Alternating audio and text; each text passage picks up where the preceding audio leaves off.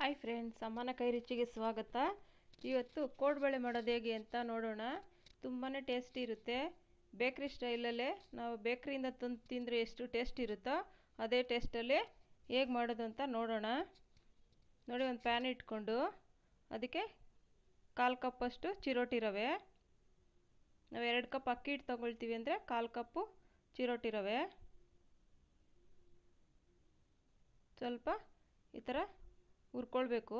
ಜಾಸ್ತಿ ಏನು ಹುರಿಯೋದು ಬೇಡ, ಸ್ವಲ್ಪ ಬೆಚ್ಚಗಾದ್ರೂ ಸಾಕು. ನೋಡಿ, ಈಗ ಅದಕ್ಕೆ ಮೈದಾ ಹಿಟ್ಟು 1 ರಿಂದ 1.5 ಚಮಚ ಅಷ್ಟು. ಜಾಸ್ತಿ ಹಾಕ್ಬಾರ್ದು ಮೈದಾ ಹಿಟ್ಟು, ಕೋಡ್ಬಳೆ ಗಟ್ಟಿಯಾಗ್ಬಿಡುತ್ತೆ.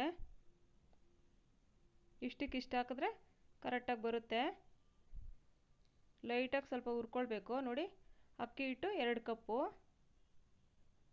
2 ಕಪ್ ಅಕ್ಕಿ ಹಿಟ್ಟಿಗೆ 1/4 ಕಪ್ಪು ರವೆ, ಚಿರೋಟಿ ರವೆ ಮತ್ತು 1.5 ಚಮಚದಷ್ಟು ಮೈದಾ ಹಿಟ್ಟು. ನೋಡಿ, ಈಗ ಹಾಕ್ಬಿಟ್ಟು ಸ್ವಲ್ಪ ಲೋ ಫ್ಲೇಮಲ್ಲಿ ಸ್ವಲ್ಪ ಈ ಥರ ಕೈ ಆಡಿಸ್ಕೊಳ್ಬೇಕು. ಜಾಸ್ತಿ ಏನು ಹುರಿಯೋದು ಬೇಡ, ಕಲರ್ ಚೇಂಜ್ ಆಗೋಷ್ಟು ಸ್ವಲ್ಪ ಬಿಸಿ ಆದರೆ ಸಾಕು.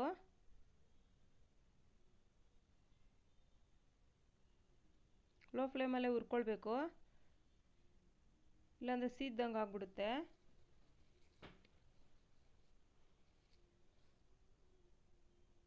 ಈ ಥರ ಹುರಿದು ಮಾಡೋದ್ರಿಂದ ಕ್ರಿಸ್ಪಿನೆಸ್ ಜಾಸ್ತಿ ಚೆನ್ನಾಗಿ ಬರುತ್ತೆ. ನೋಡಿ, ಈಗ ರುಬ್ಕೊಳ್ಳೋಕ್ಕೆ ಒಂದು ಮಿಕ್ಸಿ ಜಾರ್ ಇಟ್ಕೊಂಡು ಕಾಯಿ ಸಣ್ಣದಾಗಿ ಕಟ್ ಮಾಡ್ಕೊಂಡಿರೋ ಅಂಥದ್ದು, ಹಸಿಮೆಣ್ಸಿನ್ಕಾಯಿ, ಒಣಮೆಣ್ಸಿನ್ಕಾಯಿ ಹಾಕ್ಬೋದು. ಹಸಿಮೆಣ್ಸಿನ್ಕಾಯಿ ಹಾಕೋದ್ರಿಂದ ತುಂಬಾ ಟೇಸ್ಟ್ ಚೆನ್ನಾಗಿ ಬರುತ್ತೆ. ನೋಡಿ, ಹುರ್ಗಡ್ಲೆ ಸ್ವಲ್ಪ,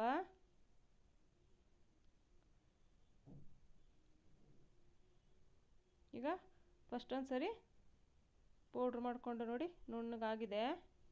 ನೋಡಿ, ಅಕ್ಕಿ ಹಿಟ್ಟು 2 ಕಪ್ ತೊಗೊಂಡಿದ್ದೀನಿ, ಅರ್ಧ ಸ್ಪೂನಷ್ಟು ಜೀರಿಗೆ. ಈಗ ರುಬ್ಬಿರೋ ಅಂಥ ಮಿಶ್ರಣನ ಇದಕ್ಕೆ ಸೇರಿಸ್ಬೇಕು.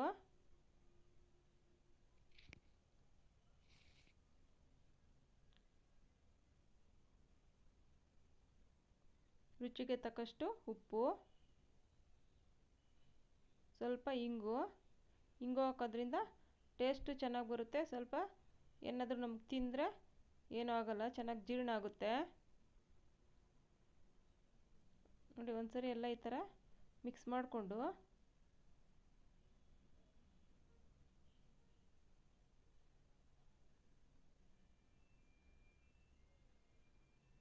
ನೋಡಿ, ಈಗ ಕಾಯಿಸಿರೋ ಎಣ್ಣೆ 1-2 ರಿಂದ 3 ಚಮಚ ಕಾಯಿಸಿರೋ ಎಣ್ಣೆ ಹಾಕಬೇಕು. ಎಣ್ಣೆ ಸ್ವಲ್ಪ ಜಾಸ್ತಿ ಹಾಕ್ಕೊಂಡ್ರು ಏನು ತೊಂದರೆ ಇಲ್ಲ, ಚೆನ್ನಾಗಿ ಬರುತ್ತೆ.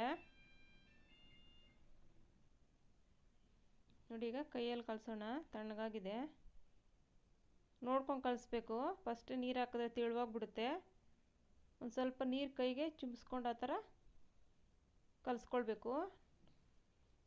ನಾವು ಕೊಬ್ಬರಿ ಮೆಣಸಿನ್ಕಾಯಿ ಎಲ್ಲ ರುಬ್ಬಿರ್ತೀವಲ್ಲ, ಅದರಲ್ಲಿ ಸ್ವಲ್ಪ ನೀರಿನಂಶ ಇರುತ್ತೆ, ಜಾಸ್ತಿ ತೆಳುವಾಗ್ಬಿಡುತ್ತೆ. ನೋಡಿಕೊಂಡು ನಿಧಾನಕ್ಕೆ ಕಲಿಸ್ಕೊಳ್ಬೇಕು. ನೋಡಿ, ಈ ಥರ ಸ್ವಲ್ಪನೇ ಕೈಗೆ ನೀರು ಚಿಮ್ಮಿಸ್ಕೊಂಡು ಈ ಥರ ಕಲಿಸ್ಕೊಳ್ಬೇಕು.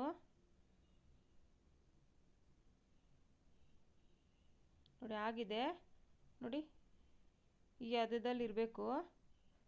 ವಿಪರೀತ ತೆಳುವು ಇರಬಾರ್ದು, ಗಟ್ಟಿನೂ ಇರಬಾರ್ದು, ಕರೆಕ್ಟಾಗಿದೆ. ನೋಡಿ, ಈ ಥರ ಸ್ವಲ್ಪ ಹಿಟ್ಟು ತಗೊಂಡು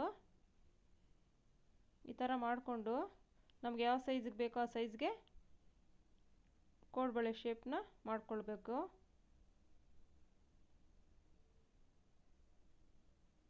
ನೋಡಿ, ನಾನು ಸ್ವಲ್ಪ ಸಣ್ಣ ಸೈಜೇ ಮಾಡ್ತಾಯಿದ್ದೀನಿ.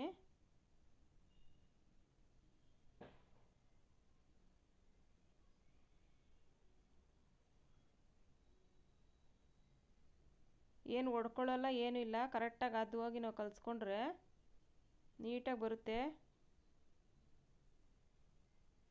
ನಾವು ಅಂಗಡಿಯಿಂದ ತಂದರೆ ಯಾವ ಥರ ಇರುತ್ತೋ ಅದೇ ಟೇಸ್ಟಲ್ಲಿ ತುಂಬಾ ಚೆನ್ನಾಗಿ ಬಂದಿದೆ. ನೋಡಿ, ಎಲ್ಲ ಒಂದೇ ಸರಿ ಈ ಥರ ಮಾಡಿ ಇಟ್ಕೊಂಡು ಆಮೇಲೆ ಎಣ್ಣೆಯಲ್ಲಿ ಕರ್ಕೊಳ್ಬೇಕು.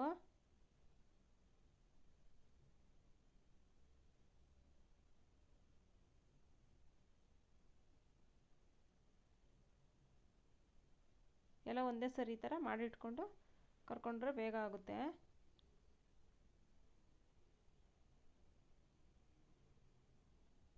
ನೋಡಿ, ಈಗ ಸ್ಟವ್ ಮೇಲೆ ಒಂದು ಬಾಣಲೆ ಇಟ್ಕೊಂಡು ಅದಕ್ಕೆ ಸ್ವಲ್ಪ ಎಣ್ಣೆ ಹಾಕ್ಕೊಳ್ಬೇಕು.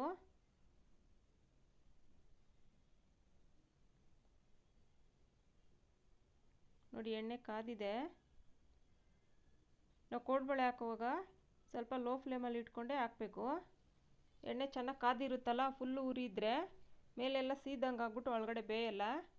ಅದಕ್ಕೆ ನಾವು ಹಾಕುವಾಗ ಸ್ವಲ್ಪ ಲೋ ಫ್ಲೇಮಲ್ಲಿ ಇಟ್ಕೊಂಡು ಹಾಕಿ, ಆಮೇಲೆ ಅರ್ಧ ಬೆಂದಿದ ನಂತರ ಸ್ವಲ್ಪ ಉರಿ ಜಾಸ್ತಿ ಮಾಡಿಕೊಂಡ್ರೆ ಕರೆಕ್ಟಾಗಿ ಹದವಾಗಿ ಬೇಯುತ್ತೆ. ತುಂಬಾ ರುಚಿ ಇರುತ್ತೆ. ಮನೇಲಿ ಮಾಡೋದ್ರಿಂದ ನಮಗೆ ಹೆಲ್ತ್ಗೂ ಒಳ್ಳೆಯದು.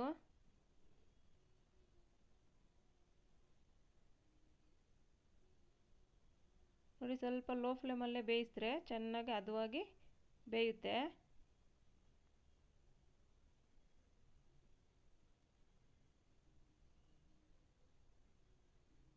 ಒಮ್ಮೆ ಟ್ರೈ ಮಾಡಿ ನೋಡಿ, ತುಂಬಾ ಟೇಸ್ಟಿ ಇರುತ್ತೆ.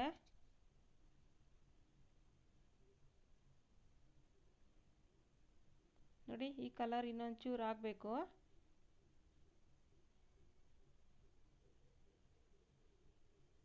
ಸ್ವಲ್ಪ ಗೋಲ್ಡನ್ ಬ್ರೌನ್ ಬರಬೇಕು.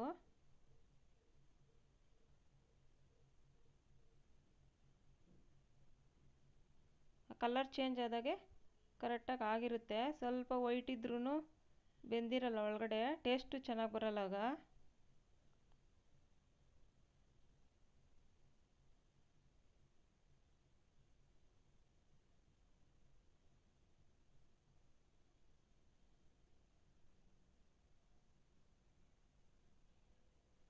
ನೋಡಿ, ಆಗಿದೆ, ತೆಗಿಯೋಣ ಈಗ. ನೋಡಿ, ಈ ಕಲರ್ ಬರಬೇಕು.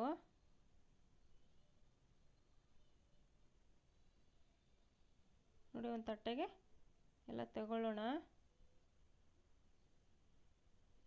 ನಾವು ತಗೊಳ್ಬೇಕಾದ್ರೆ ಉರಿ ಹಾಗೇ ಇರಬೇಕು. ನಾವು ಸಿಮ್ಮಲ್ಲಿಟ್ಟರು ಕಡಿಮೆ ಇಟ್ಟರು ಎಣ್ಣೆ ಹೀರ್ಕೊಳ್ಬಿಡುತ್ತೆ.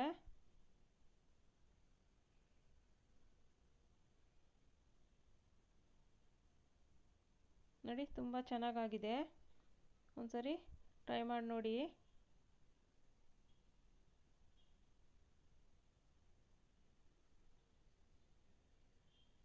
ನೋಡಿ, ಸೇಮ್ ನಾವು ಹೇಗೆ ಬೇಕ್ರಿಲಿ ತಂದರೆ ಹೇಗಿರುತ್ತೋ ಅದೇ ಥರ ಇದೆ, ಅದೇ ಟೇಸ್ಟ್ ಇದೆ.